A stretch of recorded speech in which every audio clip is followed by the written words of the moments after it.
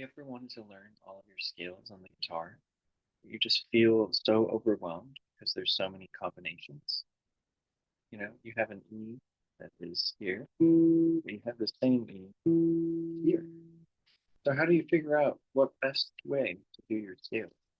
Well, by the end of this video, you're going to be able to play all 12 of your major scales and have a couple of different ways. You'll be able to do it, utilize it. So I'm going to just start with the classic and most easy, fast way, and then we'll get into some more like advanced stuff you can do. But what I would recommend is if you haven't seen my video about the 1, 2, 3, 4, check that out. But you're going to basically start with your middle finger.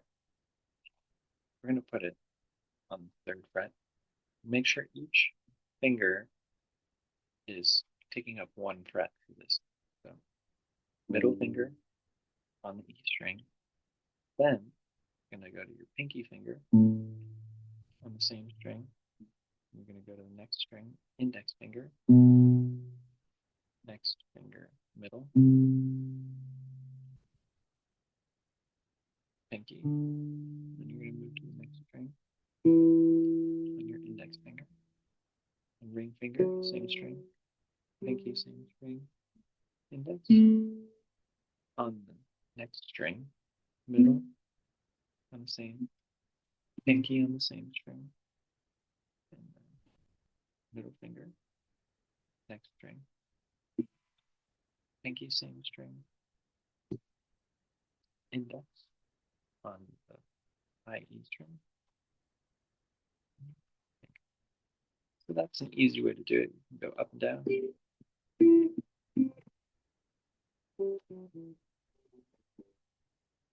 What's so cool about this is since a guitar is a shape based instrument, you can just slide this around.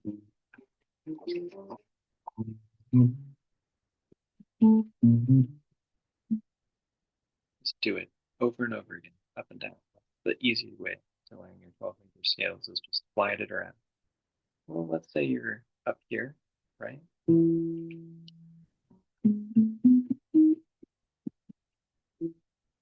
It's a little bit tricky, once you get up here. So what are you going to do in that case? Well, let's say, okay, so this is high E.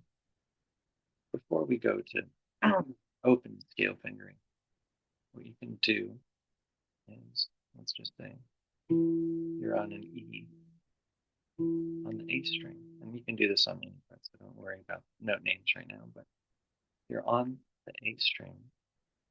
You'll start with your middle finger, then your pinky, same string, index on the next one, middle, same, pinky, same, index, next string, ring finger, same string, and then what you're going to do, you want to pay close attention to this, is you're going to slide your index finger, it's like crossing it over here, same string, then your ring finger on the same string, index finger on the next string, middle, same string, pinky, same string, then index, E, ring, and then pinky. So that required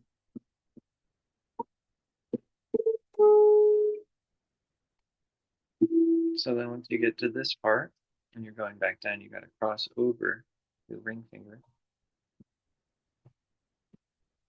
So this one's a little bit more complicated because you jump around. But will come in handy because sometimes you need to like weave across the guitar, you run out of room. So I'm going to go over some finger combinations that's going to help open that up. So another way you could do scales starting on the low E string, say you do your index, then your middle, 2 frets over, same string, and your pinky, same string. And then you repeat that same pattern, but on the next string, and then what you'll do once you get to here, you're going to go to the D string.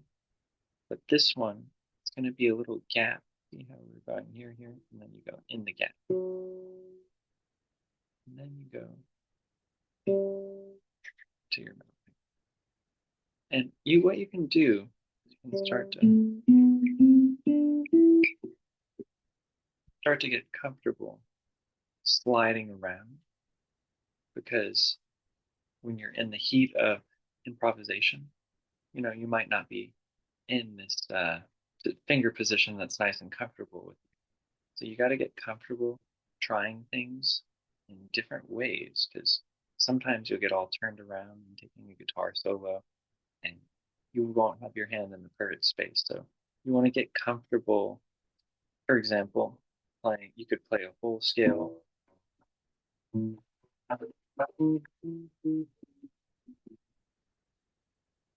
one string. That's really good. I would think of that like playing horizontally, and before we're playing more vertical, where you're going up and down instead of going sideways. And in order to truly master the guitar, not just doing like a fast to learn your scales, is you want to make sure that you can do the scales both going this way, going that way, and figure out like multiple options. It can be overwhelming, so figure out what works for you best.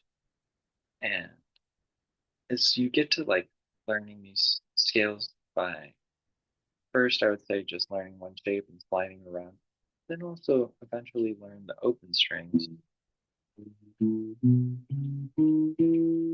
Some people recommend to learn open scales first because they're easier, but I would recommend just learning one shape and then sliding it up and down so you can learn all 12 of them really fast, and then learn your open scales later on.